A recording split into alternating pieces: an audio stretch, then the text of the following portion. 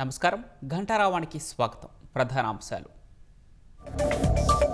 Supreme court న్యాయమూర్తులుగా 5గురు ప్రమాణం. 37కు చేరిన జడ్జీల సంఖ్య.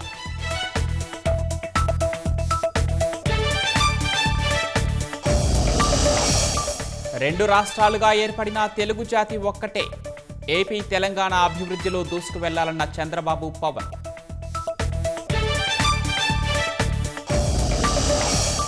ఏలూరు జిల్లా వేలేరుపాడులో విషాదం.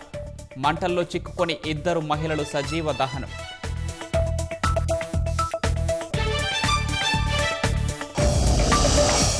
పశ్చిమాసియా ఘర్షణలపై మోదీ మౌనం ఎందుకన్న కాంగ్రెస్. ప్రధాని శాంతి సూచనలు చేయలేదని ఆరోపణ.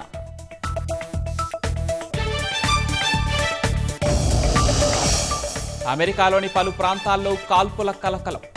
దుండగుల దుశ్చర్యల్లో 7గురు దుర్మరణం.